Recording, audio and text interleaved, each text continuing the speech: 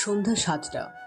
জাহাঙ্গীর বিশ্ববিদ্যালয়ের সামনে একটা ছেলে দাঁড়িয়ে দাঁড়িয়ে চা বিক্রি করতেছে। এমন সময় একদল মেয়ে আসলো তার কাছে আর বলতে লাগলো, এই ছেলে, চা বিক্রি করিস নাকি কফিও বিক্রি করিস? ম্যাম, চা বিক্রি করি, শুধু কফি শেষ হয়ে গেছে, কাল থেকে আবার কফি বিক্রি করব। ও আচ্ছা, কি আর করার। বান্ধবী, তোরা চা খা, আমি দোকান থেকে সিগারেট নিয়ে আসছি। ম্যাম, সিগারেট আনতে হবে না, আমার কাছেই সিগারেট আছে, কোনটা খাবেন বলেন? গোল্ডেপ সুইচ দে একটা। মেয়েটা সিগারেট নিয়ে খেতে লাগলো। চলুন নায়ক এবং নায়িকার নাম জেনে আসি। নায়কের নাম হচ্ছে মেঘ আর নায়িকার নাম হচ্ছে নীলা। সিগারেট খাওয়া শেষ হতেই নীলা বলতে লাগলো, তা তোকে তো আগে কখনো এই এলাকার আশেপাশেও দেখি নাই। নতুন এসেছিস নাকি এই এলাকায়? জি ম্যাম, নতুন এসেছি, আর কিছু খাবেন নাকি? না, আর কিছু খাবো না। এই নে তোর চায়ের টাকা আর সিগারেটের টাকা। তোর হাতের চাটা আজকে ভালোই লেগেছে। মাথা ব্যথা ছিল, মাথা ব্যথা কমেও গেছে। এটার জন্য 100 টাকা দিলাম। এই বান্ধবীরা, চল এখন যাওয়া যাক হোটেলে। হুম, চল যাই, অনেক রাত হয়ে গেছে। কালকে আবার কলেজে আসতে হবে, একটা ইম্পর্টেন্ট ক্লাস আছে, করতে হবে ওইটা। চল যাওয়া যাক হোস্টেলে। এই বলে নীলা তার বান্ধবীদের নিয়ে চলে গেল। এদিকে মেঘ চা বিক্রি করা শেষ করে চলে গেল বস্তিতে। ঘরের ভিতরে ঢুকতেই পাশের রুম থেকে একজন মহিলা এসে বলতে লাগলো, বাবা, আজকে তো নতুন এসেছো এইখানে, তুমি কিছু রান্না করেছো নাকি বাইরে থেকে খাবার কিনে এনেছো? চাচি, বাহির থেকে খাবার কিনে আনছি আজকে, কাল থেকে রান্না করব, ঘরে তো কিছুই নেই, রান্নার জিনিসপত্র। ও আচ্ছা, তোমার যদি কিছু লাগে আমাকে বলবে, আমি ব্যবস্থা করে দিব তোমাকে। তা তোমার আম্মু আব্বু কোথায়? আসলে চাচি, আমার আম্মু আব্বু এই দুনিয়াতে নেই, ওরা মারা গেছে 2 বছর আগে। ও আচ্ছা, খাবার খেয়ে ঘুমিয়ে থাকো, সকালে আমি কাজে যাওয়ার সময় তোমাকে খাবার দিয়ে যাব। না চাচি, খাবার দিতে হবে না, আমি হোটেল থেকে খেয়ে নিব, আমার কাছে টাকা আছে। ঠিক আছে, তাহলে খেয়ে নিও। এই বলে মহিলা চলে গেল। এদিকে মেঘ ফ্রেশ হয়ে খাওয়া দাওয়া করে ঘুমিয়ে গেল। সকাল 9টা, ফোনের অ্যালার্মের শব্দে ঘুম ভেঙে গেল। মেঘের উঠে ফ্রেশ হয়ে ভালো একটা জামা কাপড় পরে চলে গেল রেস্টুরেন্টে। খাওয়া দাওয়া করে সোজা কলেজে চলে গেল। গেট দিয়ে প্রবেশ করতে যাবে এমন সময় পিছন থেকে কে যেন ডাকতে লাগলো তাকে। মেঘ আশেপাশে তাকিয়ে দেখে দূরে কদম গাছের নিচে দাঁড়িয়ে আছে নীলা এবং তার বান্ধবীরা। তাদের দেখে মেঘ চলে গেল কদম গাছের নিচে। মেঘকে দেখে নীলা বলতে লাগলো, কি রে, তুই সেই ছেলেটা না কালকে রাতে যে তোর কাছ থেকে আমরা চা আর সিগারেট খেয়েছিলাম? জি ম্যাম, আমি সেই ছেলেটাই। কিছু বলবেন নাকি ম্যাম? আমার একটু কাজ ছিল, প্রিন্সিপাল স্যারের সাথে দেখা করব একটু। Principal sir? এর সাথে দেখা করে কি করবি? তোর হাতে ওইটা কি দেখি, এদিকে দে তো। ম্যাম, এটা হচ্ছে আমার আগের কলেজের ট্রান্সফার লেটার আর কিছু কাগজপত্র। নীলা মেঘের হাত থেকে কাগজপত্রগুলো নিয়ে ভালোভাবে দেখে সকল কাগজপত্র ছিঁড়ে ফেলে দিল। নিচে এটা দেখে মেঘ কান্না কান্না কণ্ঠে বলতে লাগলো, ম্যাম, এটা আপনি কি করলেন?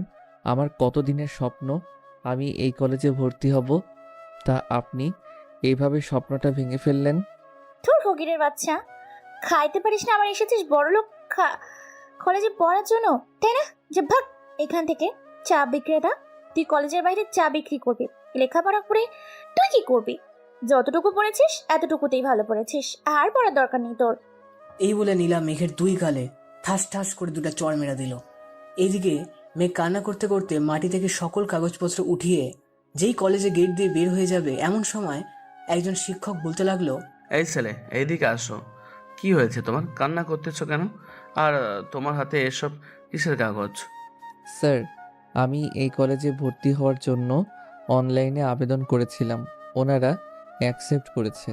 আজকে কাগজপত্র জমা দিতে এসেছিলাম, একটা মেয়ে আমার সকল কাগজপত্র ছিঁড়ে ফেলে দিয়েছে। ও আচ্ছা, বুঝতে পারছি। এটা কার কাগজ? তুমি চলো আমার সাথে ভিতরে যাই। এই বলে আলম স্যার মেঘকে নিয়ে চলে গেল প্রিন্সিপাল স্যারের কেবিনে। আলম স্যার চেয়ারে বসে আছে, এইদিকে মেঘ মাথা নিচু করে দাঁড়িয়ে আছে আলম স্যারের পাশে। স্যার, ও নাম হচ্ছে মেঘ, কিছুদিন পর আগে অনলাইনে আবেদন করেছিল, এটাই হচ্ছে সেই ছেলে। নীলা ওর সকল কাগজপত্র ছিঁড়ে ফেলে দিয়েছে। এই নেন সকল কাগজপত্র। আমি এখন যাই, আমার কাজ আছে। আচ্ছা, আপনি যান, আমি ছেলেটার সাথে কথা বলে নিতেছি। আলম স্যার চলে গেল। এদিকে প্রিন্সিপাল স্যার মেঘের দিকে তাকিয়ে বলতে লাগলো, এই ছেলে, মাথা নিচু করে দাঁড়িয়ে না থেকে মাথাটা তুলো তো একবার, দেখি তোমার মুখটা। মেঘ মাথাটা তুলতেই প্রিন্সিপাল স্যার দাঁড়িয়ে গেল। তুই তো গাড়ি বলতে লাগলো। মেঘ, তুমি এইখানে? জি স্যার, আমি পড়ালেখা করতে এসেছি। আমার কাগজপত্র ছিঁড়ে ফেলেছে একটা মেয়ে। মেঘ, তোমার তো পড়ালেখা শেষ আরো 3 বছর আগে, আবার কেন এসেছো এই কলেজে? প্লিজ, তুমি চলে যাও এইখান থেকে। আমি আর এই কলেজে কোনো রক্তের বন্যা দেখতে চাই না। আরে স্যার, কি বলতেছেন এসব? আপনি যাকে ভাবতেছেন আমি সে না, আমি অন্যজন। আপনি ভালো করে দেখেন, আপনি যাকে ভাবতেছেন আমি সে না। মেঘ, আমার থেকে বেশি তোমাকে এই কলেজের কেউ চিনে না। প্লিজ, তুমি এই কলেজ থেকে চলে যাও। আমি আর খুন খারাপি দেখতে চাই না এই কলেজে। স্যার, আমি ভালো হয়ে গেছি। আমি আর আগের মতো মানুষ খুন করি না। আমার এই খুন খারাপির জন্য আমি আমার পরিবারকে হারিয়েছি। আমার পরিবার আমাকে ত্যায্য পুত্র ঘোষণা করেছে। দেখো মেঘ, আমি জানি তুমি কলেজে এসেছো কোনো না কোনো উদ্দেশ্য নিয়ে। আমার কলেজ ভালো হয়ে গেছে। এই কলেজে এখন আর আগের মতো নেশাজাতীয় দ্রব্য কিছু বিক্রি করে না। সব জায়গায় সিসি ক্যামেরা লাগিয়ে দিয়েছি আমি। আমি যেটার জন্য এসেছি এটা আমি পেয়ে গেলে এই কলেজ থেকে চলে যাব। আপনাকে কথা দিলাম, আর যদি আমার কথা মতো না চলেন তাহলে তো জানেন আমি কি করতে পারি। প্রিন্সিপাল ভয় পেতে বলতে লাগলো, বুঝতে পারছি। আচ্ছা, তুমি যাও এখন, কাল থেকে কলেজে আসবে তুমি। ঠিক আছে স্যার। মেঘ চলে গেল বস্তিতে। দুপুরে খাওয়া দাওয়া করে দিল এক ঘুম। বিকেল 5টায় উঠে তার সকল কিছু নিয়ে চলে গেল পার্কে। সবার কাছে কফি আর চা বিক্রি করতেছে। এমন সময় পিছন থেকে কে যেন মেঘের কলার চেপে ধরলো। পিছনে তাকাতেই দেখে নীলা। বাহ, তুই পড়ালেখাও করিস আমাদের কলেজে, আবার আমাদের কলেজে এসে তুই চাও কেমন কফিও বিক্রি করিস? এটা তো হয় না। এই, তোরা দাঁড়িয়ে কি দেখছিস? সবকিছু ভেঙে ফেল। নীলার কথা শুনে তার বান্ধবীরা মেঘের হাত থেকে কফির ট্রেটা নিয়ে ভেঙে ফেললো, সাথে চায়েরও। এদিকে মেঘ নীলার পা জড়িয়ে ধরে কান্না করতেছে আর বলতেছে, প্লিজ ম্যাম, এমনটা করবেন না। আমি আর কখনোই এই কলেজে চা বিক্রি করব না। প্লিজ এসব কিছু ভাঙতে মানা করেন। এই, তুই থামলি কেন? ভেঙে গুঁড়া গুঁড়া করে দে, বাকিটা আমি দেখে নিব।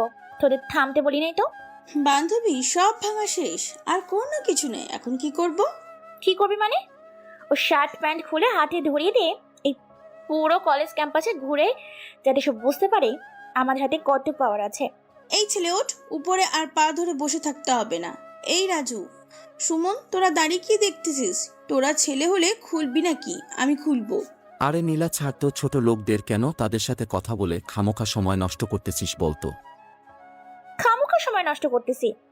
কয় ভালোই তো করছি। তার সাথে কি রে, ভালো করিনি? বল বল, সত্যি কথাটা বল। এটা বলে নীলা মুখের মাথার চুল ধরে তার দিকে ফিরিয়ে নিয়ে বলল কথাগুলো। কিন্তু মেঘ কিছুই বলল না। মেঘকে কোনো কথা না বলতে দেখে নীলা ছেড়ে দিয়ে বলতে লাগলো, ছেড়ে দিলাম আজকে। আবার যদি দেখি কোনোদিন এখানে তোকে, তাহলে খবর আছে তোর, চান্দু। এই চল এখান থেকে। নীলা চলে গেল। এইদিকে মেঘ কিছু আশেপাশে এবার তাকিয়ে দেখতে লাগলো কেউ আসছে কিনা। সবাই তামাশা দেখছে। মেঘ বেশি কিছু না ভেবে চলে গেল বস্তিতে। রাতে আর বের হলো না। সকালে হতেই ফ্রেশ হয়ে আগের ড্রেস পরে চলে গেল কলেজে। গেট দিয়ে প্রবেশ করতেই দেখতে পেল কদম গাছের নিচে নীলা তার দলবল নিয়ে বসে আছে। মেঘা তার মুখ লুকিয়ে চলে যেতে যাবে, এমন সময় নীলার ডাক। এই চাওয়ালা, এদিকে আয়। মেঘ বেশি কিছু না ভেবে হাঁটা ধরলো ওই দিকে। কি করবে সে? কিছুই করার নেই, কারণ তাকে দেখে ফেলেছে। নীলার কাছে দাঁড়াতেই নীলা বলতে লাগলো, এই কোথায় থাকে যেন একটা দুর্গন্ধ বেরোচ্ছে। তোরা দেখ তো কোথা থেকে আসতেছে গন্ধটা। কোথা থেকে আসবি আর? তোর সামনে চাওয়ালা দাঁড়িয়ে আছে না, ও শরীর থেকে আসতেছে। কি রে, তুই না কালকেও ওই ড্রেস পরে এসেছিলি, আজকেও আবার কেন আসলি? আপু, আমার এই একটাই নতুন শার্ট আর এই একটাই নতুন প্যান্ট, তাই এটাই পরে এসেছি। আচ্ছা, একটা কথা বলতো, এই কলেজে চান্স পেলে কি করে তুই, যেখানে আমাদের 5 লক্ষ টাকা দিতে হয়েছে, আর সেখানে তোর মতো একটা চা বিক্রেতা টাকা না দিয়ে কলেজে ভর্তি হয়ে গেছে? আপু, আমার রেজাল্ট ভালো থাকায় স্যার আমাকে ভর্তি করিয়েছে, কোনো টাকা না নিয়েই। মেঘ কথা বলতেছে। এমন সময় প্রিন্সিপাল স্যার মেঘকে দেখে তাড়াতাড়ি চলে আসলো তার কাছে, আর তাকে উদ্দেশ্য করে বলতে লাগলো, কি ব্যাপার মেঘ, তুমি এইখানে কি করো? ক্লাসে যাও, তোমার ক্লাস শুরু হয়ে গেছে। প্রিন্সিপাল সে একটু পর যাবে, তার সাথে জরুরি কিছু কথা আছে। আর আপনি এই ছেলেটাকে ভর্তি করালেন কি করে? কোনো টাকা না নিই? ওর রেজাল্ট ভালো, তাই তাকে ভর্তি করিয়েছি। আর তুমি এসব জিজ্ঞেস করার কে? কলেজের ছাত্রী, তুমি ছাত্রী হয়ে থাকো। আমার পরিচয়টা ভুলে যেন না। আমার একটা ফোন আপনার চাকরির দফরফ হয়ে যাইতে পারে, এটা আপনি ভালো করেই জানেন। মেঘ, তুমি যাও, আমি দেখতেছি বিষয়টা। সে যাবে না, যখন একবার বলেছিস সো যাবে না। আপনার ব্যবস্থা করতেছি প্রিন্সিপাল। আপু প্লিজ কাউকে ফোন দিবেন না, আমি এইখানেই থাকবো স্যার। আপনি চলে যান, আমার কিছু হবে না। নীলা, তোমাকে একটা সংকেত দিয়ে যাচ্ছি। সামনে তোমার অনেক বিপদ, চিন্তা করো না, তোমাকে পৌঁছাতে হবে, দেখে নিও। এই সুমন, প্রিন্সিপালকে গাছের সাথে বেঁধে রাখতো, শালা দেখছি বেশি কথা বলছে 2 দিন ধরে। স্যার আপনি যান। প্রিন্সিপাল আর কিছু না বলে চলে গেল। এইদিকে নীলা মেঘের কাছে এসে কানে কানে বলতে লাগলো, চল আজকে তোর সাথে তোর ক্লাস করব। এই বলে নীলা মেঘের হাত ধরে চলে গেল ক্লাসে। সবাই অবাক নীলার এমন কাণ্ড দেখে। শেষ বেঞ্চে বসে আছে দুইজন। নীলা মেঘের কানে কানে বলতে লাগলো, ওই যে সামনে একটা মেয়ে দেখছিস না, এখন গিয়ে ওই মেয়েটাকে জামা খুলে ফেলবি, তা না হলে তোর খবর আছে। আমি পারবো না খুলতে। আপনি একজন মেয়ে হয়ে কিভাবে পারেন এমন কথা বলতে? সেও তো আপনার ওই মতো একটা মেয়ে, তাই না?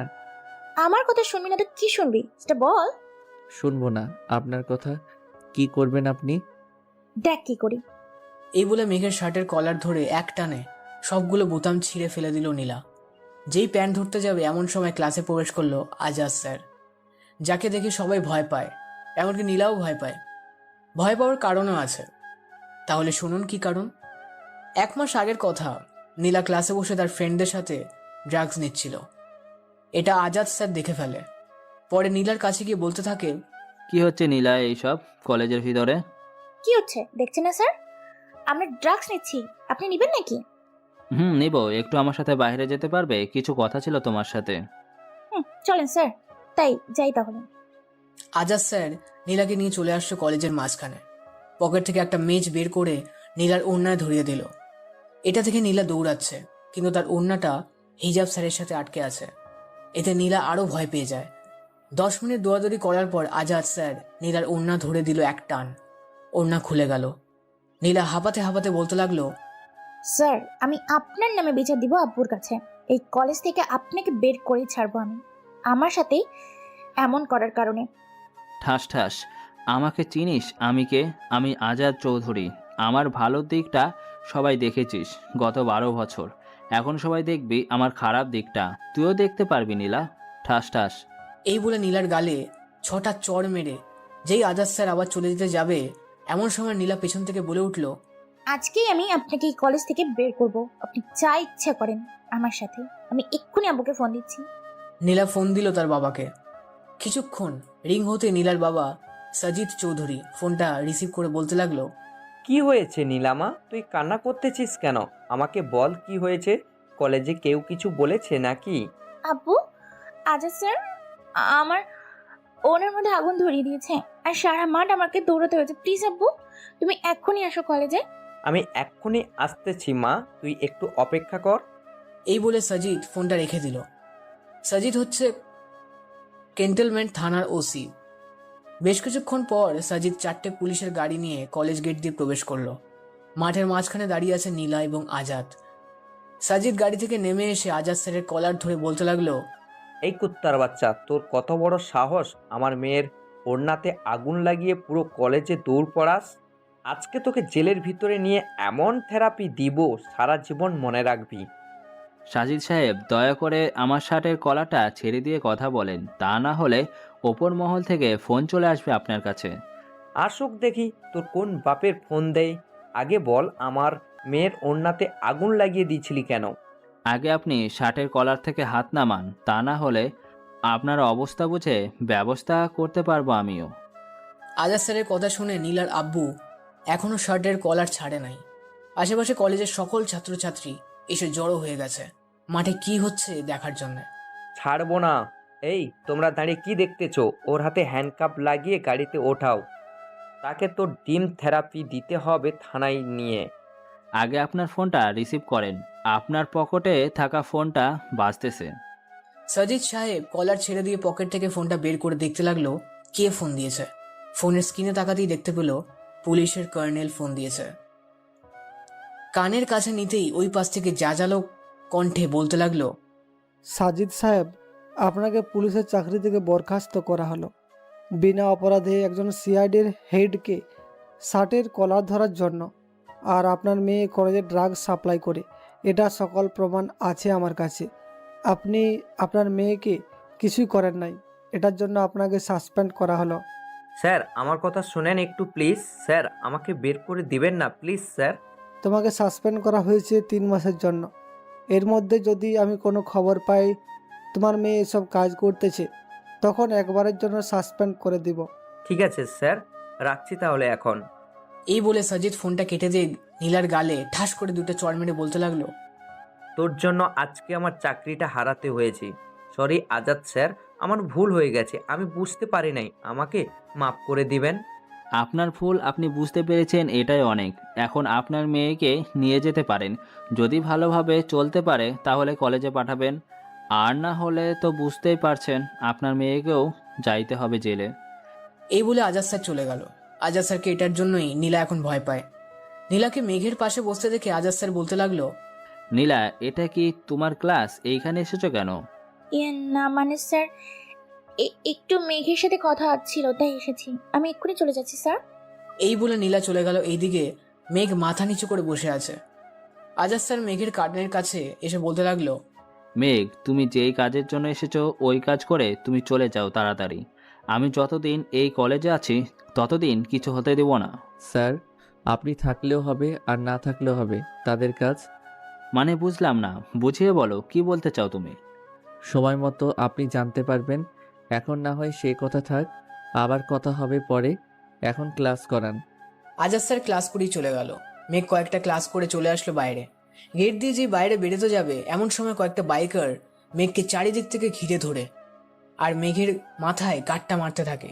এটা দেখে মেঘ বলতে লাগলো, আরে ভাই, আপনারা কারা আর আমাকে এইভাবে মারতেছেন কেন? আমার অপরাধ কি? আমি কি কোনো অন্যায় করেছি আপনাদের কাছে? অনেক বড় অন্যায় করেছিস, তোর জন্য আজকে স্যার আমাকে বকা দিয়েছে। এখন দেখ আমি কি করি। এই বলে মেঘের শার্টের কলার ধরে টানতে লাগলো আর সুমন বাইক চালাতে লাগলো। কি রে, আস্তে আস্তে কি চালাচ্ছিস? জোরে চালা। নীলা ছেড়ে দে বেচারাকে, দেখ ওর পা থেকে কত রক্ত পড়তেছে। শালা, এখন মায়া দেখাচ্ছিস কেন? চুপচাপ বাইক চালা বলছি। সুমন বাইক চালাতে লাগলো জোরে। এইদিকে মেঘের হাঁটু ছিলে রক্ত গড়গড়িয়ে মাটিতে পড়তেছে। আশেপাশের লোকজন তাকিয়ে তাকিয়ে দেখতেছে শুধু। বেশি কিছু দূর যেতেই বাইকটা থামালো সুমন। যা, এখন ছেড়ে দিলাম তোকে। আমার সাথে বেয়াদব করবি এখন? এমন করেই তোর শাস্তি দিব, মনে রাখিস।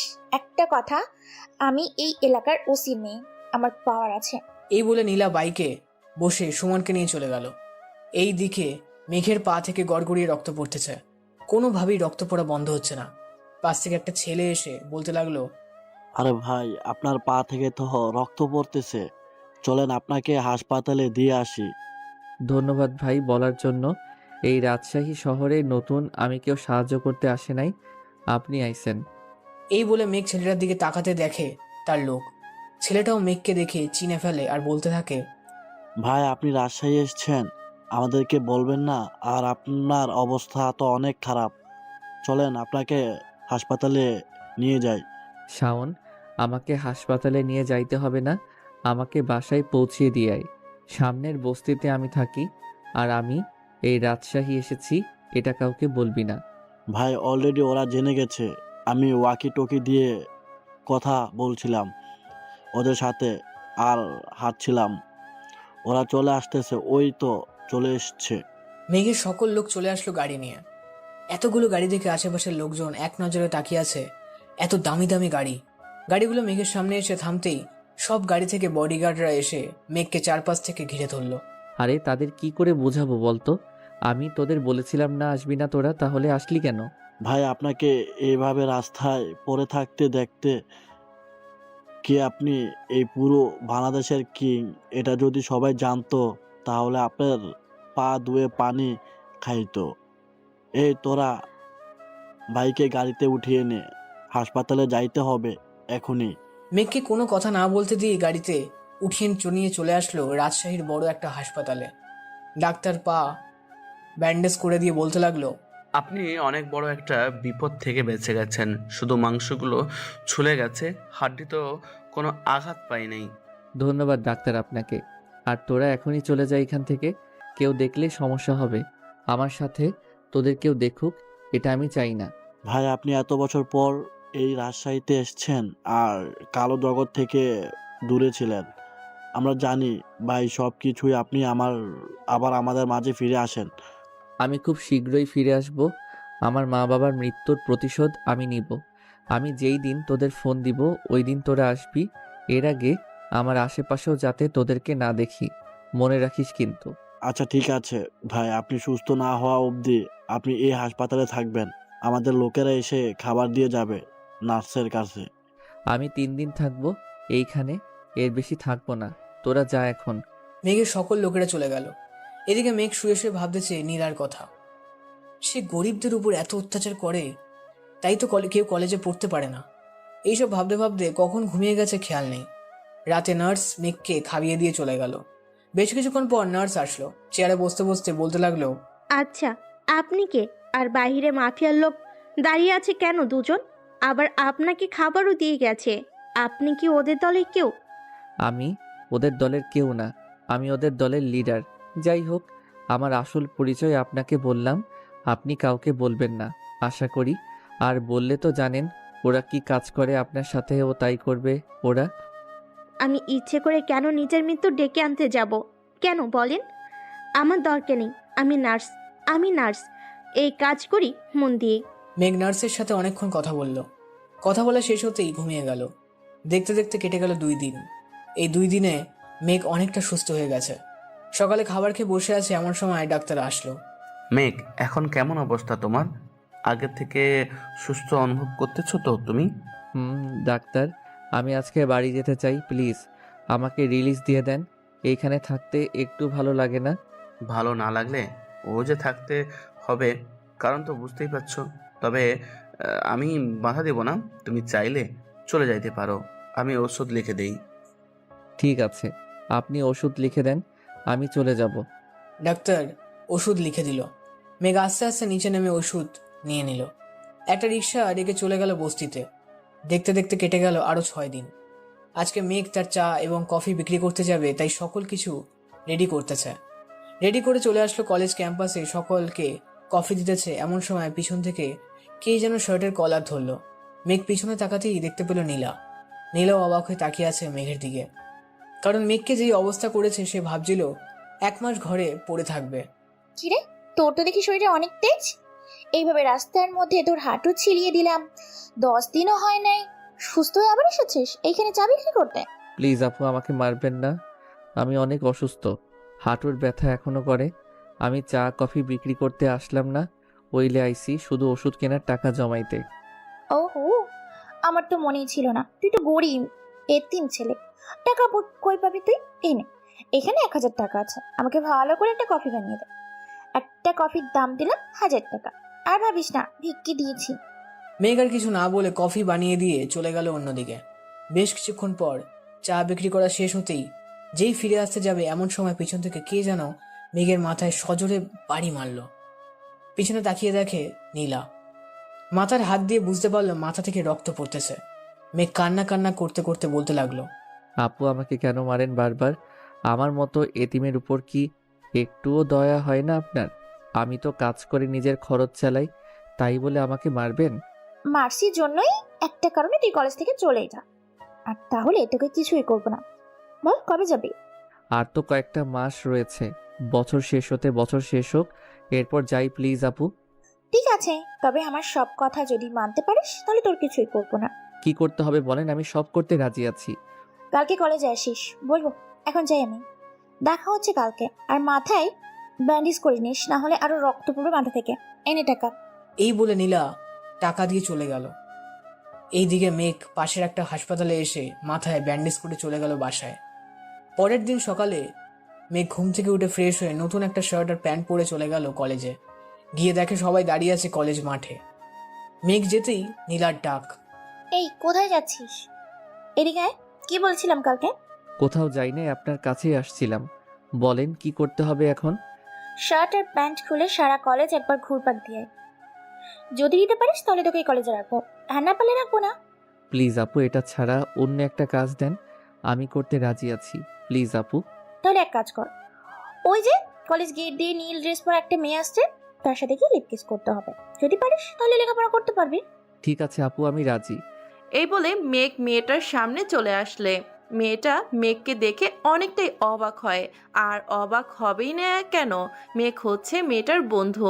মেঘকে দেখে মেয়েটা বলতে লাগলো, মেঘ, এতদিন পর তুই এই কলেজে আবার কেন আসলি? কাজ আছে রে আখি, তোর সাথে একটা কথা ছিল। নীলা নামের একটা মেয়ে আছে না, সে আমাকে বলেছে তোকে কিস করতে। তুই একটু কিস করার অভিনয় করবি, যাতে সে বুঝতে পারে যে আমরা কিস করতেছি। আর আমার আসল পরিচয় কাউকে দিবি না, তোকে কলেজ শেষে সব বলবো। ঠিক আছে, কর তাহলে অভিনয়। এই বলে মেঘ আর আখি কিস করার অভিনয় করতে লাগলো। বেশ কিছুক্ষণ এইভাবে কিস করার অভিনয় করে মেঘ আখিকে ছেড়ে দিয়ে চলে গেল নীলার সামনে। আর বলতে লাগলো, আমি কিস করেছি, এখন তো আমি এই কলেজে পড়তে পারবো। কিন্তু তুই মেয়েটাকে কি বলি যে তোর সাথে কিস করলো? ওই মেয়েটা হচ্ছে মন্ত্রীর মেয়ে, তোকে কিছুই করলো না, আবার কিসও করলো। আমি কি জানি, মেয়েটাকে গিয়ে বলেছি আর সাথে সাথে কিস দিয়ে দিছে। আচ্ছা এখন আমি যাই, ক্লাস শুরু হয়ে গেছে। এই বলে মেঘ চলে গেল। এইদিকে নীলা তার গ্যাং নিয়ে চলে আসলো আখির কাছে আর বলতে লাগলো, কি রে আখি, তুই ছেলেটার সাথে কিস করছিস? তোকে অন্য কেউ কিছু বললে তুই তো হাড্ডি কুট্টি ভেঙে দিস, আর ওই ছেলেকে কিছু করলি না। ছেলেটাকে আমার খুব ভালো লেগেছে, তাই তাকে কিস করেছি। এখন ভাবছি তার সাথে প্রেম করব।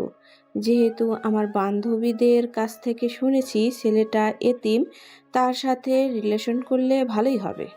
তুই ওর দিকে নজর দিবি না, নজর দিলে তোকে তো কিছুই করতে পারবো না। ওই ছেলের এমন অবস্থা করবো যা তুই কখনো কল্পনাও করতে পারবি না।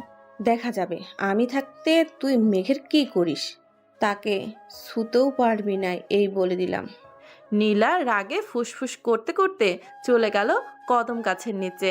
নীলাকে হঠাৎ এমন রাগতে দেখে সুমন বলতে লাগলো, কি রে নীলা, তোর কি হয়েছে? হঠাৎ এত রেগে গেলি কেন? আর ওই ছেলে জাহান নামে যাক, তাতে তোর কি? জানি না, তবে আজকে সন্ধ্যায় ওই ছেলের একটা ব্যবস্থা করতেই হবে, যাতে আখি ওই ছেলের খোঁজ যাতে না পাইতে পারে। তুই কি করার কথা বলতেছিস বলো তো নীলা? মেঘকে মেরে ফেলতে হবে। আজকে রাতে যখন কফি বিক্রি করতে যাবে তখন ওকে কিডন্যাপ করে খুন করব। দেখ নীলা, একে তো তুই ড্রাগস সাপ্লাই করিস, এটা এখন ও আজাদ স্যার জানতে পারে নাই। একবার যদি জানতে পারে তুই মেঘকে মেরে ফেলেছিস, তাহলে তোর কি অবস্থা হবে বুঝতে পারছিস। আর আজাদ স্যার এর আসল পরিচয় এখন ও জানতে পারি নাই আমরা। ওই আজাদ ফাজাদ আর এই কথা বাদ দে। এই নীলা একবার যা বলে তাই করে। আমি যেহেতু তোকে একবার বলেছি মেঘকে খুন করব, সো তাকে আমি খুন করবই, মনে থাকে যেন। এখন আমি বাসায় গেলাম, রাতে দেখা হচ্ছে। এই বলে নীলা চলে গেল। এইদিকে সুমন কি করবে বুঝতেছে না। বেশি কিছু না ভেবে চলে গেল আখির কাছে আর বলতে লাগলো, আখি আফু, আপনার সাথে একটু কথা ছিল, যদি একটু এই পাশে আসতেন তাহলে খুব ভালো হতো। যা বলার এইখানেই বল, ওরা আমার বান্ধবী, কিছু মনে করবে না। আফু, একটা সিগারেট কথা, তাই বলছিলাম কি যদি একটু আসতেন তাহলে আপনার জন্য খুব ভালো হতো। চল তাহলে। আখি আর সুমন একটু দূরে চলে গেল আর বলতে লাগলো, আফু, মেঘ ভাইকে বাঁচান। আজকে সন্ধ্যায় মেঘ ভাই যখন কফি বিক্রি করতে যাবে তখন তাকে কিডন্যাপ করে নিয়ে মেরে ফেলবে। তুই কাকে মারার কথা বলতেছিস জানিস সে কে? আমি জানি, কিন্তু এই নীলাকে বিশ্বাস নেই। আর ভাই তো গ্যাং ছেড়ে দিয়েছে, এখন যদি তার কিছু হয়ে যায় তখন কি হবে? মেঘ যেহেতু এখানে এসেছে, সেহেতু কোনো না কোনো কারণে এইখানে এসেছে, তোর এত চিন্তা করতে হবে না। আর তুই এত ভালো হলি কি করে, এটাই বুঝতেছি না। আমি ভালো হয়ে যাইতে চাই, নীলার সাথে আর বেশি মেলামেশা করব না। কাল থেকে আস্তে আস্তে সরে যাব। আপনার সাথে আড্ডা দেওয়া যাবে নাকি? আমরা মেয়ে মানুষ, আমাদের সাথে কি আড্ডা দিবি? তার চেয়ে ভালো হবে মেঘের সাথে ঘোরাঘুরি কর, আর না হয় একলা ঘোরাঘুরি কর। ঠিক আছে আপু, একলা ঘোরাঘুরি করব এখন। যাই তাহলে আমি। এই বলে সুমন চলে গেল। এদিকে মেঘ ক্লাস শেষ করে চলে আসলো আখির কাছে। মেঘকে দেখে আখির বান্ধবী বলতে লাগলো, কি রে বান্ধবী, ছেলেটাকে? তোরা চিনবি না, নাম বললে ভয় পাবি। এখন নাম বলার দরকার নেই, সঠিক সময় দেখতে পারবি সে কে। মেঘ নীলা তোকে আজকে সন্ধ্যায় কিডন্যাপ করে নিয়ে গিয়ে মেরে ফেলবে, সাবধানে থাকিস। আমাকে নিয়ে চিন্তা করতে হবে না তোর। আমি যে কি মাল এটা তুই ভালো করে জানিস। আর তোর না পড়ালেখা শেষ, তাহলে এখানে কি করিস এখন? আমি একজন সিআইডি অফিসার। আজাদ স্যার আর আমি এখানে এসেছি একটা নতুন মিশনে। কয়েকদিন পর একটা অনুষ্ঠান হবে, ওইখানে আবির আসবে, তাকে ধরবো আমরা। তোরা ধরতে পারবি না, তার আগে সে মারা যাবে আমার পিস্তলের গুলিতে। তাই তোরা চলে যা এইখান থেকে, ভালোর জন্য বলতেছি।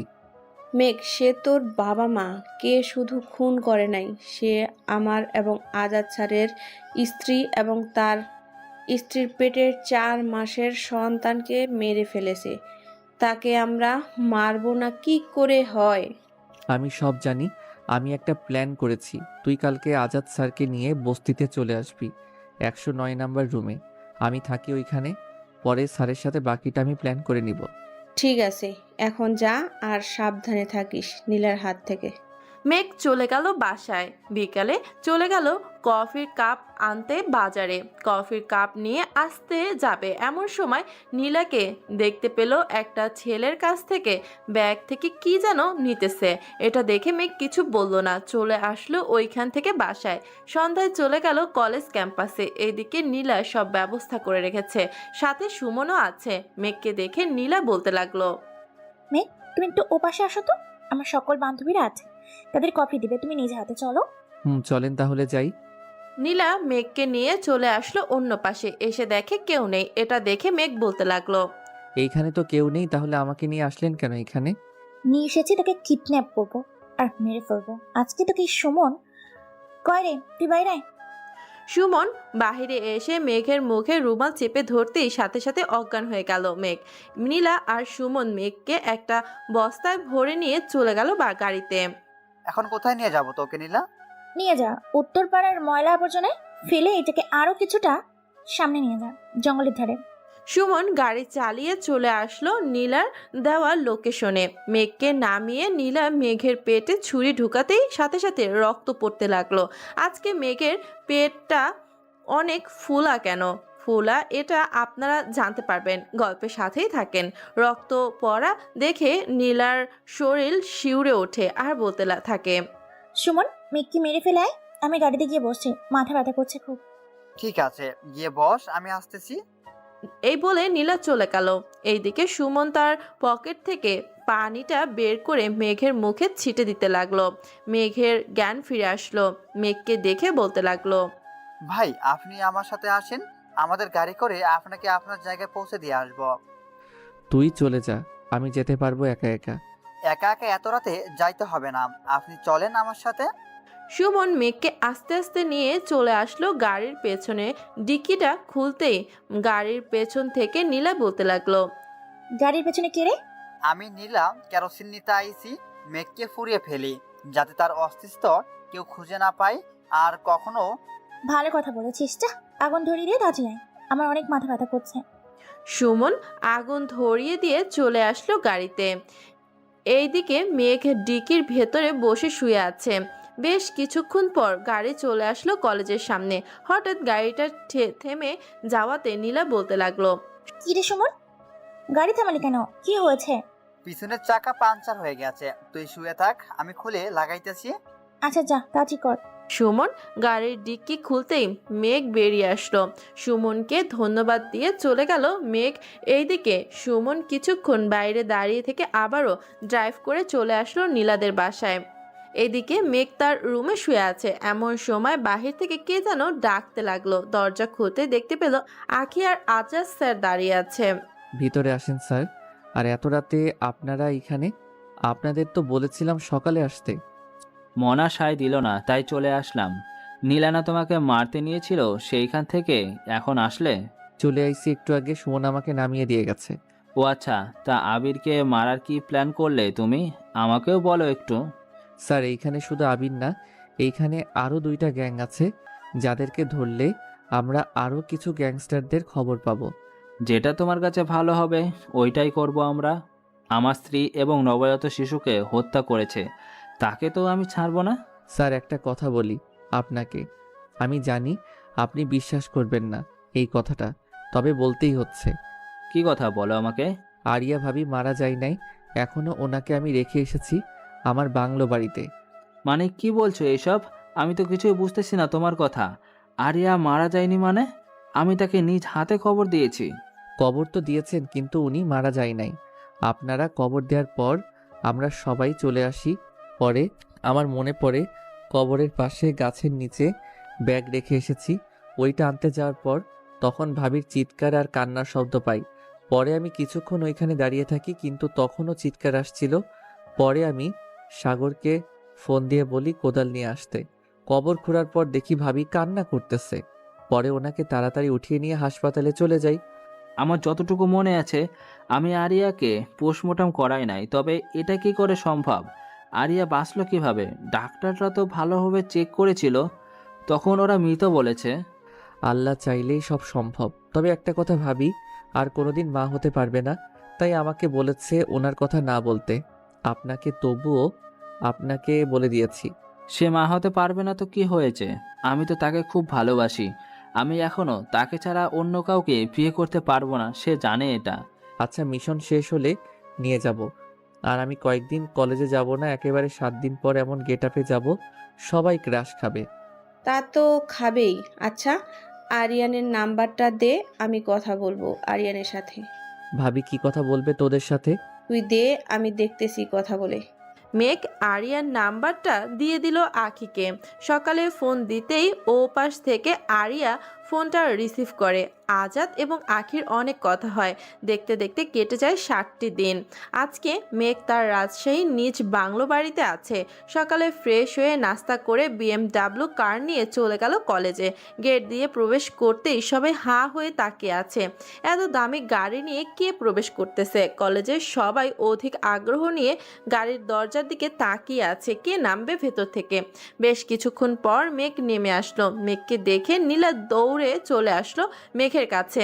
মেঘ এক পলক তাকিয়ে যেই চলে যেতে যাবে, এমন সময় পেছন থেকে নীলা জড়িয়ে ধরলো। এটা দেখে মেঘ নীলাকে ছাড়িয়ে ঠাস ঠাস করে 2টা গালে 2টা চড় মেরে বলতে লাগলো, হাউ ডেয়ার ইউ! তোমার সাহস হয় কি করে আমাকে জড়িয়ে ধরার? তুমি কে আমাকে জড়িয়ে ধরার? এই জ্যাকেটটার দাম জানো কত? 15 লক্ষ টাকা এই জ্যাকেটটার দাম। মেঘ, তুমি আমার সাথে এমন করছো কেন? সরি, আমি বুঝতে পারিনি। আমি তোমাকে আগুনে পুড়িয়ে দিয়েছি। আপনি যাকে মেঘ মনে করতেছেন, আমি মেঘ না, আমি ধ্রুব। সরেন তো সামনে থেকে। এই বলে মেঘ চলে গেল প্রিন্সিপাল স্যারের কেবিনে। চেয়ারে বসতে বসতে বলতে লাগলো, স্যার, আপনার কলেজের অনুষ্ঠানটা কবে হবে? এই তো সামনের মাসের 29 তারিখে। কেন মেঘ, কোনো সমস্যা হয়েছে নাকি? না, কোনো সমস্যা না, এমনি জিজ্ঞেস করেছি। আচ্ছা স্যার, এখন থেকে আমি আর কলেজে বেশি আসবো না, একেবারে অনুষ্ঠানের দিন আসবো। তোমার ইচ্ছা যখন খুশি তখন আসতে পারো, কারণ এই কলেজের পিছনে সব থেকে বড় হাত তো তোমারই ছিল। তুমি না থাকলে এই কলেজে এত কিছু হতো না। দোয়া করবেন আমার জন্য, আমি যেই কাজে নেমেছি এই কাজটা যেন কমপ্লিট করতে পারি। আমার মা বাবাকে যারা খুন করেছে তাদেরকে খুন করে যেন আমি প্রতিশোধ নিতে পারি। ইনশাআল্লাহ নিতে পারবে। তুমি তোমার মতো করে এগিয়ে যাও, আমরা সব সময় পাশে আছি তোমার। অনুষ্ঠানের দিন কি কি করতে হবে আমাকে বলবে, আমি সব কিছু করে রাখবো। ঠিক আছে স্যার, এখন তাহলে আমি যাই। এদিকে নীলা সুমনকে খুঁজতেছে কলেজে, কিন্তু পাচ্ছে না। হঠাৎ দেখতে পেল আখির সাথে বসে কি যেন কথা বলতেছে। এটা দেখে নীলা সুমনের কাছে গিয়ে বলতে লাগলো, কিরে, মেঘ কিভাবে বেঁচে ফিরলো? তুই তাকে মারিস নি? কি বলতেছিস সেই সব? মেঘকে তো আমি মেরে আগুনে পুড়িয়ে দিয়েছি।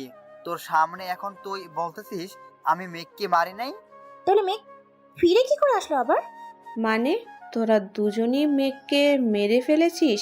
এর জন্যই তো মেঘকে খুঁজে পাচ্ছি না কয়েকদিন ধরে। আমি এখনই ওসিকে ফোন দিয়ে বলতেছি সব কিছু। বললেও কোনো কাজ হবে না, কারণ আমার বাবা এই থানার ওসি সব সামলে নেবে। ভুলে যাস না আমি মন্ত্রীর মেয়ে, আমি যা বলবো তাই করবে তারা। এই বলে আখি চলে গেল। এইদিকে নীলা সুমনের শার্টের কলার ধরে বলতে লাগলো, সত্যি করে বল, মেঘকে মারছিস নাকি মারিস নাই? আরে আজব তো, তুই নিজের হাতে ওর পেটে ছুরি ঢুকিয়ে রক্ত বের করেছিস, এখন বলতেছিস তাকে মারি নাই? তুই পাগল হয়ে গেছিস, বুঝে গেছি। আমি আর তোর সাথে কোনো কথা বলবো না, তুই তোর মতো, আমি আমার মতো থাকবো। যাই এখন। এই বলে সুমনও চলে গেল। এইদিকে নীলা বাড়িতে চলে আসলো, ফ্রেশ হয়ে বিছানায় শুয়ে পড়লো।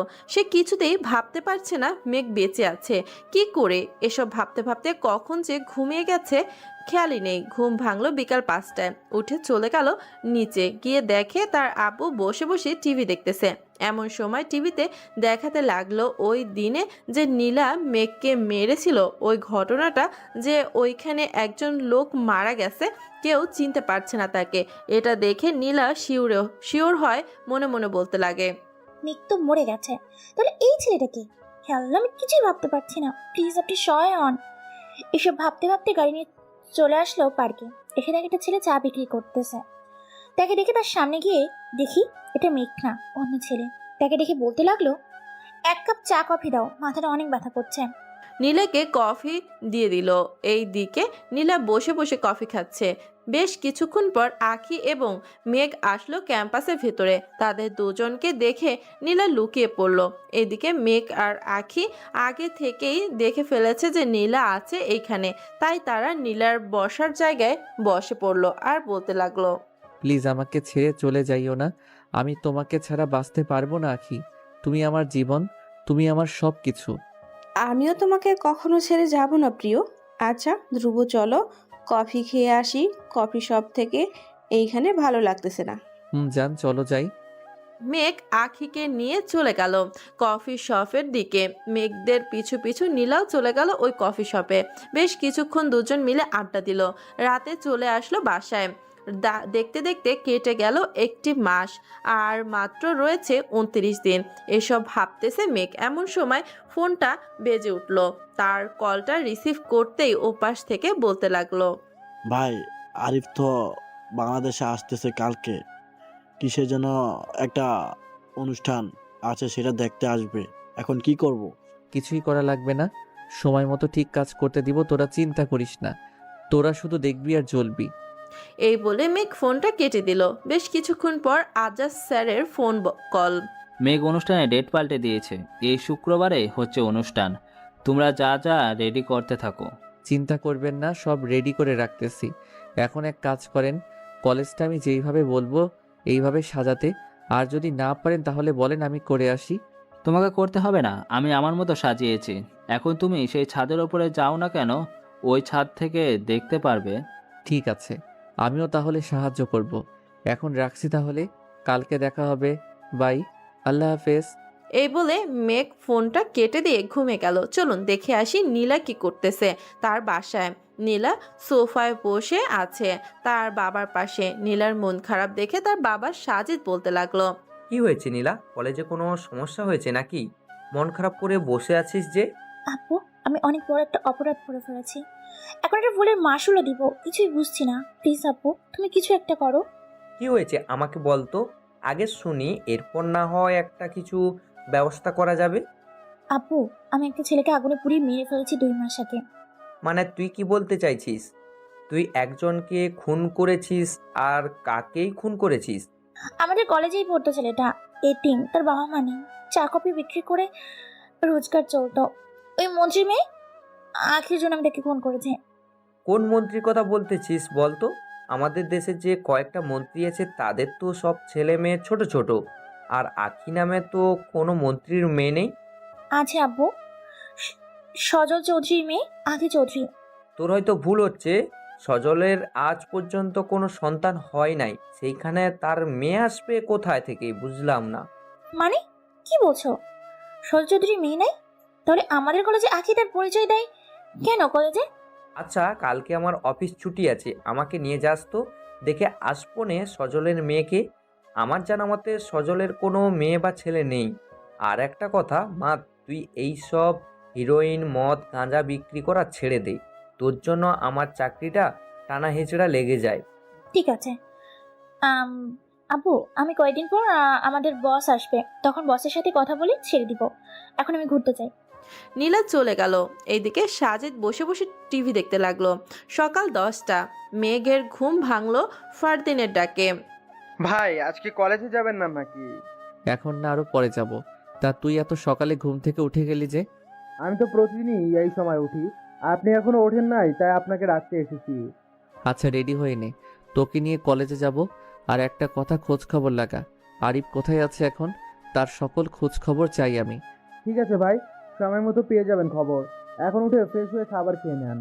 মেঘ উঠে ফ্রেশ হয়ে খাওয়া দাওয়া করে ফারদিনকে নিয়ে চলে গেল কলেজে। সকল শিক্ষকরা বসে আছে বড় হলরুমে। মেঘ যেতেই প্রিন্সিপাল দাঁড়িয়ে বলতে লাগলো, আমাদের কলেজকে এত বড় এবং এত সুন্দর করে বানিয়ে দিয়েছে মেঘ। আজকে 7 বছর পর সে আবার ফিরে এসেছে। এবার তার কথা মতোই অনুষ্ঠান হবে। মেঘ, তুমি বলো কিভাবে কি করবে? স্যার, প্রতিবারের মতো এবার অনেকটা ভিন্ন রকমের হবে অনুষ্ঠানটা। সকল দেশের শিল্পীরা আসবে।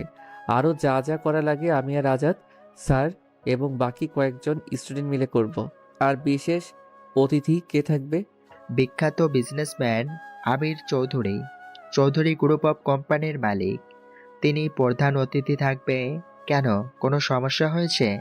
না, কোনো সমস্যা নেই, এমনি জিজ্ঞেস করলাম আর কি। আচ্ছা, তাহলে আমি আমার কাজ শুরু করে দেই। আপনাদেরও দরকার লাগবে। আমরা আছি যখন, যা লাগবে আমাকে বলবে, আমি এনে দিব। মেঘ চলে গেল বাহিরে। হাতে মাইক নিয়ে সকল শিক্ষার্থীকে ডাকতে লাগলো। ডাকা শেষ হতে কিভাবে কি আয়োজন করবে সকল কিছু বলতে লাগলো। সবাই মেঘের কথা মতো কাজ করতেছে। এইদিকে নীলা একা একা বসে আছে কদম গাছের নিচে। আজকে তার পাশে কেউ নেই, এমনকি সুমনও নেই, তার গ্রুপ ছেড়ে চলে গেছে। মেঘ হাঁটতে হাঁটতে চলে আসলো নীলার কাছে। নীলার পাশে বসে বলতে লাগলো, আপনার নাম কি মিস?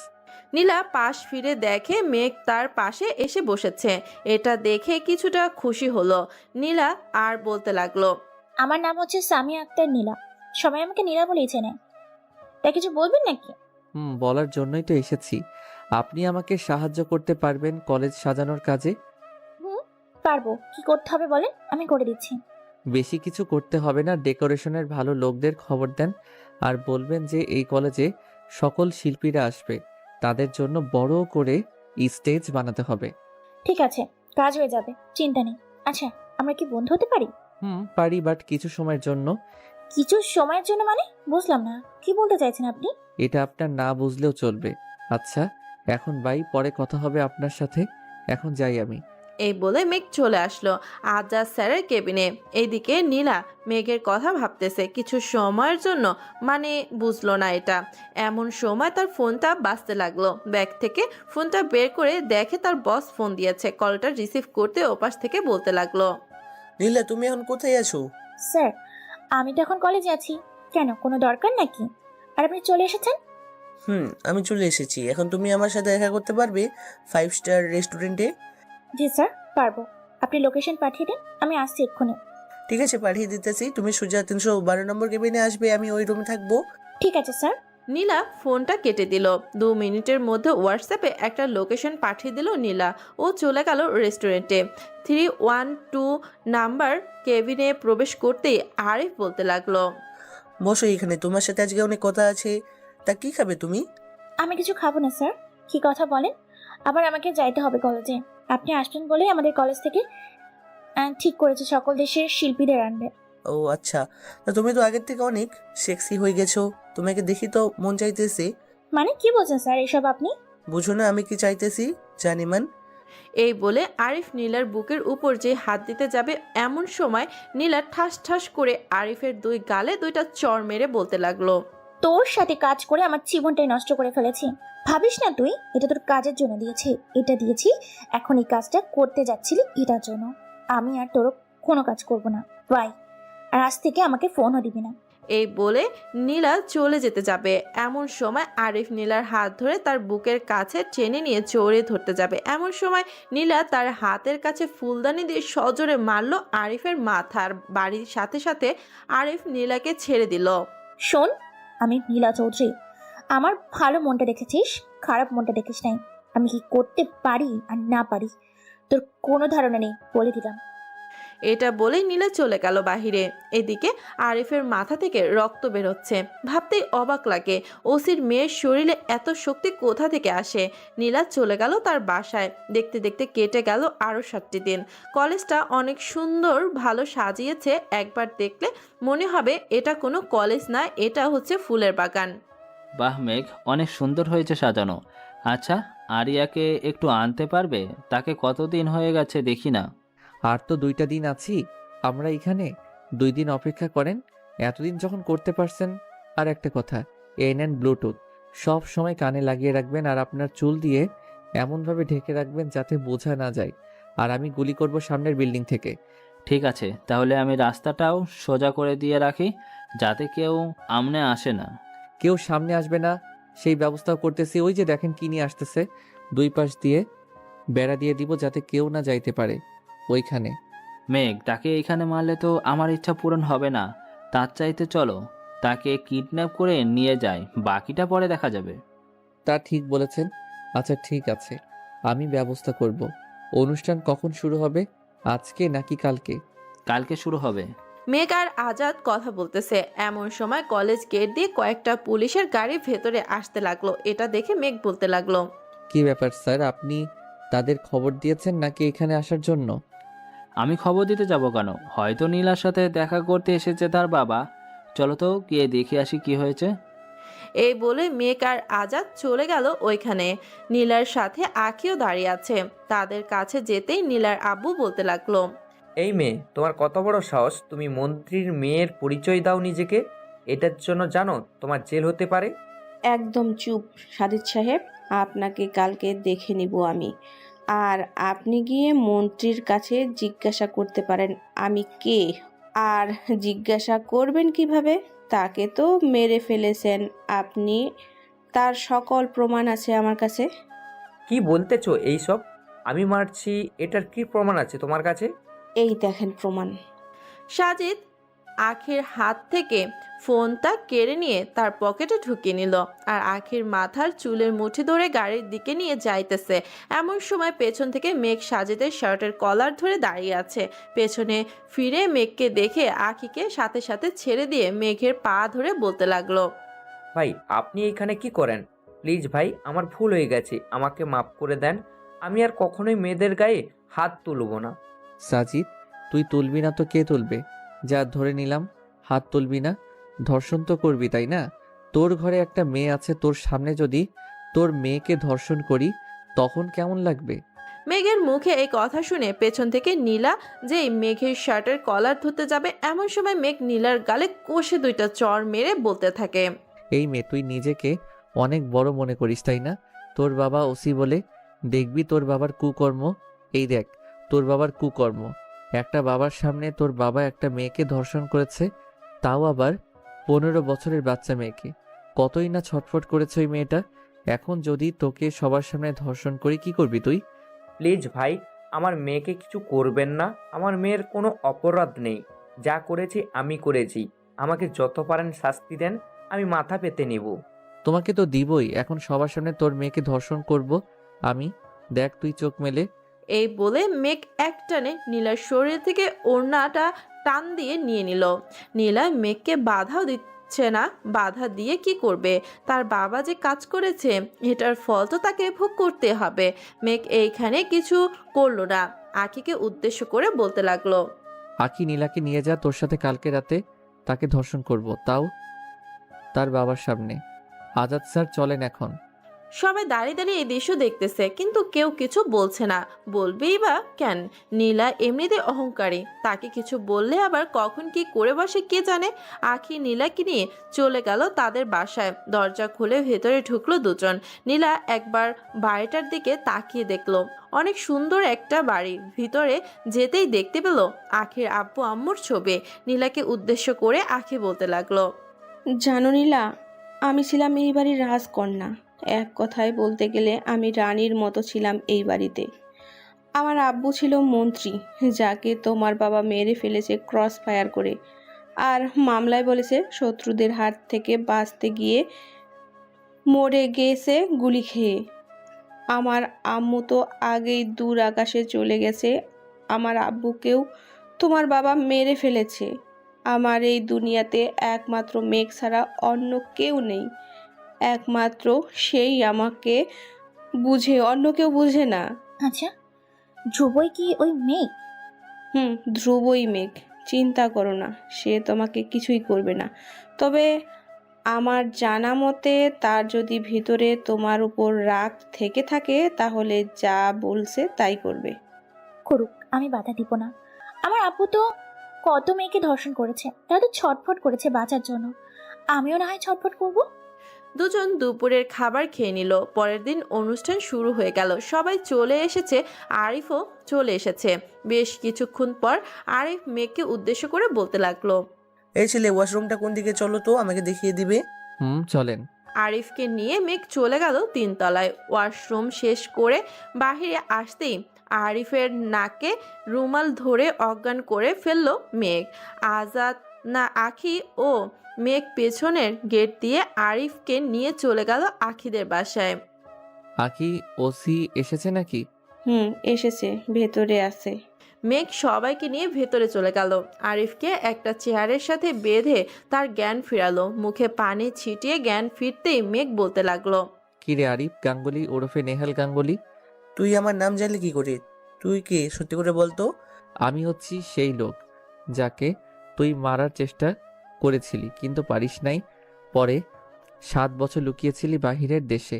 মেঘ, আমাকে ছেড়ে দে, তোর যা লাগবে আমাকে বল, আমি সব দিতে রাজি আছি। ছেড়ে দিতে পারি? তোর সকল সম্পত্তি আমার নামে লিখে দে, তাহলে তোকে ছেড়ে দিব। স্ট্যাম্প পেপার দিয়ে আমি এখনই লিখে দিতেছি। মেঘ স্টাম্প পেপার দিতেই আরিফ তার সকল সম্পত্তি লিখে দিল মেঘকে। মেঘ চেয়ার থেকে উঠে আজাদ স্যারকে ডাক দিয়ে বলতে লাগলো, আজাদ স্যার, এখন আপনার পালা, আপনি আপনারটা নিয়ে নেন। আজাদ স্যারকে দেখে আরিফ বারবার ঢুক গিলতেছে। ডুব গেলা শেষ হলে আমাকে বল, আমি আমার জিনিস চাইবো। তুই কি চাস আবার? আমি আমার ছেলেকে চাই। আমার ছেলেকে ফিরিয়ে এনে দে। এটা কখনো সম্ভব না, আমি তোর ছেলেকে কখনো ফিরিয়ে আনতে দিতে পারবো না। তাহলে তোর হাত দে। এই বলে আজাদ তার পেছন থেকে রামদাটা নিয়ে 2 কোপে 2 হাত কেটে ফেললো। শেষমেশ আখি আসলো। আখিকে দেখে আরিফ কান্না করে দিল। প্লিজ আখি, আমি না তোর চাচা হই, আমাকে ছেড়ে দে। তুই যা চাইবি আমি তোকে তাই দিব। আচ্ছা, তোর হৃৎপিণ্ডটা দে এখন।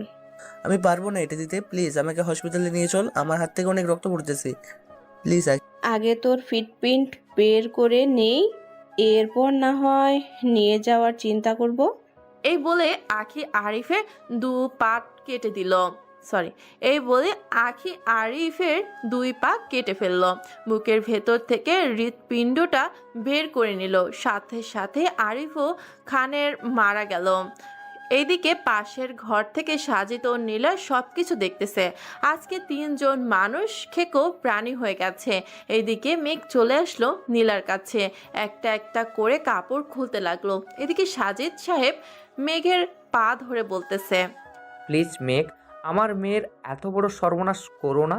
আমার মেয়ে যে মারা যাবে, প্লিজ এমন সর্বনাশ করো না। আমি একবার যা বলি তাই করি। এই বলে সাজিদকে চেয়ারে বসিয়ে বেঁধে রাখ ফেললো। নীলার কাছে এসে বুকের কাপড়টা খুলতে আখি এসে ঠাস ঠাস করে মেঘের 2 গালে চড় মেরে বলতে লাগলো, মেঘ, তুই কি মানুষ হবি না? আমার সামনে তুই কি করে একটা মেয়েকে ধর্ষণ করতে চাস বলতো? আকি সরে যা সামনে থেকে, তা না হলে তোকেও ছাড়বো না।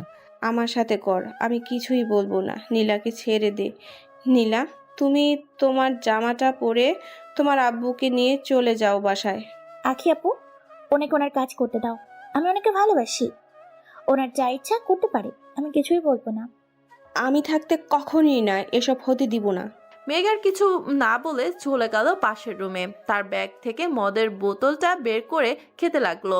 খাওয়া শেষ হয়ে মাতাল হয়ে বিছানায় পড়ে আছে। আখি আর নীলা এসে দেখে মেঘ মদ খেয়ে বিছানায় ঘুমিয়ে আছে। এটা দেখে কিছুই বলল না। দেখতে দেখতে কেটে গেল 1টি দিন। মেঘ আজাদ স্যারকে নিয়ে চলে গেল তার বাংলো বাড়িতে। আরিয়াকে আজাদ স্যারের হাতে তুলে দিয়ে বলতে লাগলো, আরিয়া আপু, আমার কাজ শেষ, এখন তোমরা সুখে থাকো, এটাই চাই আমি। তোমাদের সাথে হয়তো আর দেখা নাও হতে পারে। কোথায় যাবি ভাই আমাকে ছেড়ে? কোথাও না, এখন থেকে তো তুমি আজাদ স্যারের সাথে থাকবে, মাঝে মধ্যে দেখা করে আসবো। এখন যাও তোমরা। আজাদ, তোমার সাথে আমার কিছু কথা ছিল, যদি শুনতে। বলো। আমি তো মা হতে পারবো না, তুমি আখিকে বিয়ে করে নাও, দুজনেই একসাথে থাকবো। আঁকি তো রাজি হবে না। আর মেঘ, তোকে একটা কথা বলতে চাই, নীলা তোকে ভালোবাসে, তাকে বিয়ে করে নে। দেখা যাক, পারলে করব। এই বলে মেঘ চলে গেল। দেখতে দেখতে কেটে গেল 1 মাস। পরিস্থিতি স্বাভাবিক হয়েছে। আজাদ ও আখিকে বিয়ে করে 2 বউ নিয়ে সুখে সংসার করতেছে। সকালবেলা মেঘ ব্যালকনিতে বসে সিগারেট খাচ্ছে, এমন সময় কলিং বেল বেজে উঠল। মেঘ নিচে গিয়ে দরজা খুলতেই দেখতে পেল নীলা, আরিয়া আর আখি দাঁড়িয়ে আছে। মেঘকে ঠেলে ভেতরে ঢুকে গেল 3 জন। মেঘ, আজকে তোর বিয়ে হবে নীলার সাথে। মেঘ কিছু বলল না, চলে গেল তার রুমে। এইদিকে 3 জন বসে আছে।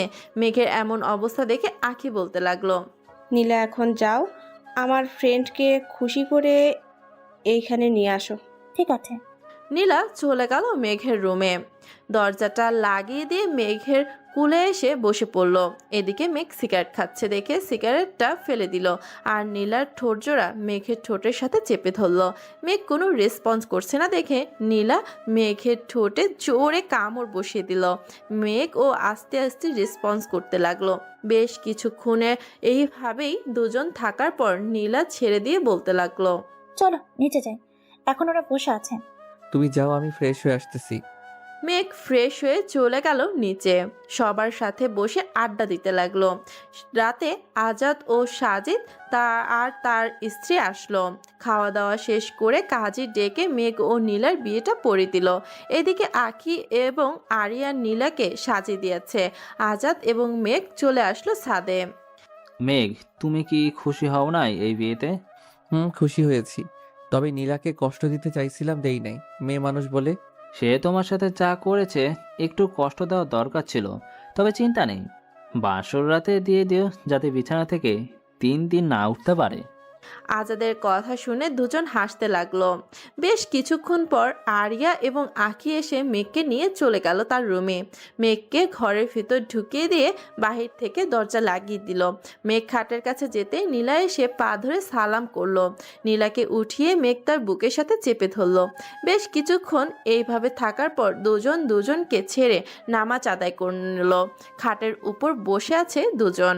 কি ব্যাপার, ওই দিন তোমাকে ধর্ষণ করতে চাইছিলা, আজকে তুমি তোমার বউ, এখন আমার সাথে যা ইচ্ছা করতে পারো, বাধা দিব না। তা তো করবই। এই বলে মেঘ নীলার ঠোঁট জোড়া কামড়ে ধরলো। আস্তে আস্তে শাড়ি খুলে নিচে ফেলে দিল। যেই ঢুকিয়ে দিয়েছে এমন সময় নীলা জোরে চিৎকার করে উঠল, ওহ মা গো, মরে গেলাম গো। আমাকে শাস্তি দেওয়ার ফল এটা। নীলাকে তার শাস্তি দিয়ে আদর করতে লাগলো। আজকের গল্পটা তাহলে এইখানেই শেষ করলাম। আবারও দেখা হবে নতুন কোনো গল্পে। সবাই ভালো থাকবেন, সুস্থ থাকবেন, এবং হ্যাঁ, 5 ওয়াক্ত নামাজ আদায় করতে ভুলবেন না। এই পারের জীবন থেকে ওই পারের জীবনটা অনেক গুরুত্বপূর্ণ। সবাই নামাজ আদায় করবেন এবং নিয়মিত কোরআন তেলাওয়াত